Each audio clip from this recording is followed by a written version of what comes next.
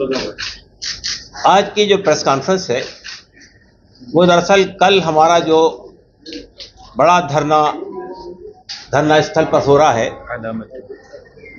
धरना स्थल पर जो धरना हो रहा है उस धरने की जरूरत क्यों पड़ी और उस धरने से हम क्या मैसेज देना चाहते हैं, ये बात हमारे सामने रखना चाहते हैं। आप जानते हैं कि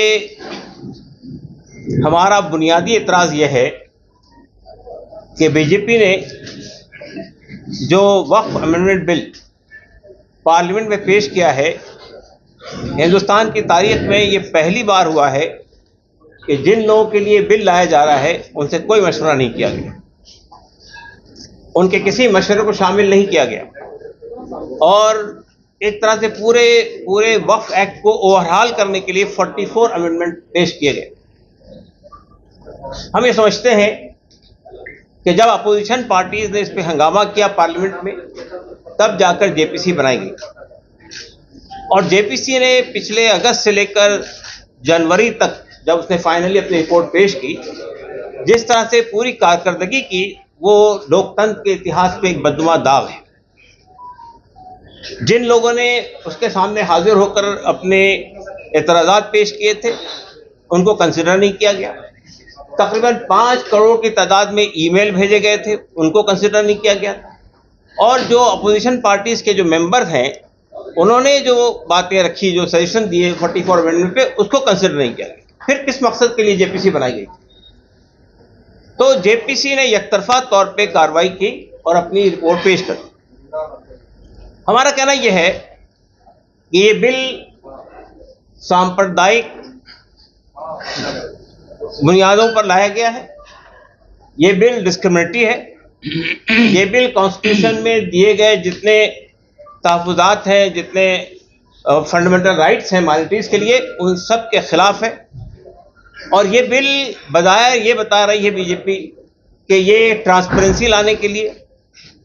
ये बिल जो है वक्फ की जायदादों से आमदनी हासिल करके गरीबों में तकसीम करने के लिए लाई गई है। इस तरह की कोई बात इस तरमीम में कहीं नहीं है। इसके बरक्स किस तरह से वक्फ बोर्ड को, सेंट्रल वक्फ काउंसिल को कमज़ोर किया जाए, उसके तमाम प्रोविजंस उसके अंदर मौजूद हैं। तो हम ये समझते हैं, उस बिल पे हम बात नहीं करेंगे। हमारा बात कहने का मकसद यह है कि हम ये समझते थे कि जो बीजेपी की अलाइज पार्टीज, अलाइज पार्टनर्स हैं,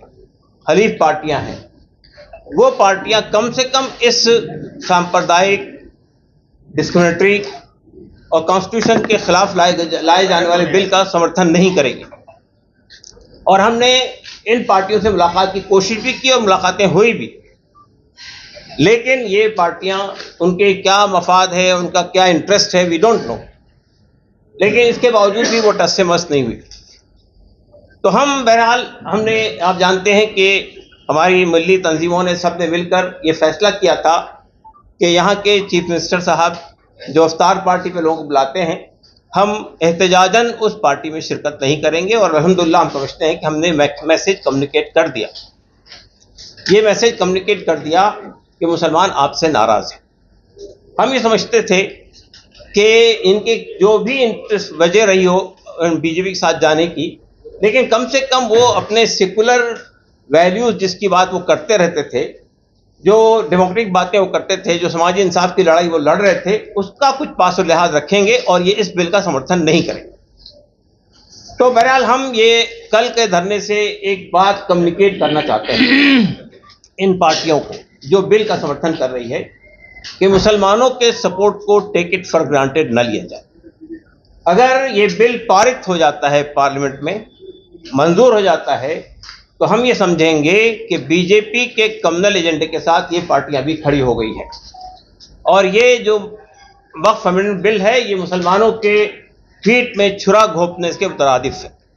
हम ये बात इसलिए कहते हैं कि ये बिल मंजूर होने के बाद वक्फ की जो प्रॉपर्टी बरसों से, साल से, सदियों से इस देश में चली आ रही हैं, मस्जिदें हैं,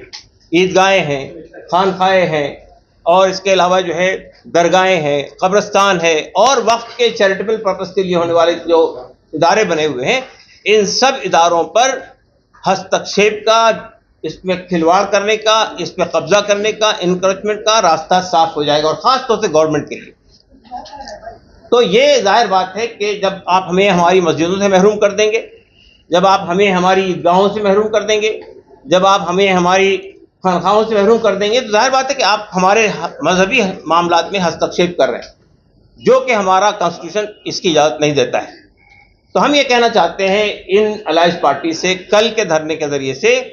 कि अगर उनका ये रवैया रहता है और वो अपने रवैये से बाज नहीं आते हैं, तो फिर वो हमारे समर्थन को भी टेक इट फॉर ग्रांटेड न ले। वो हमारे समर्थन के बारे में ये न समझे कि अब हम उनको समर्थन करते रहेंगे। अगर वो बिल का समर्थन करेंगे तो वो हमारे समर्थन को लूज कर जाए। हमारे समर्थन को लूज करने का मतलब उनको समझ में आ जाना चाहिए। तो हम ये समझते हैं कि कल का धरना जो है, कल के धरने में all India Muslim personal board की कॉल पर यहाँ की तमाम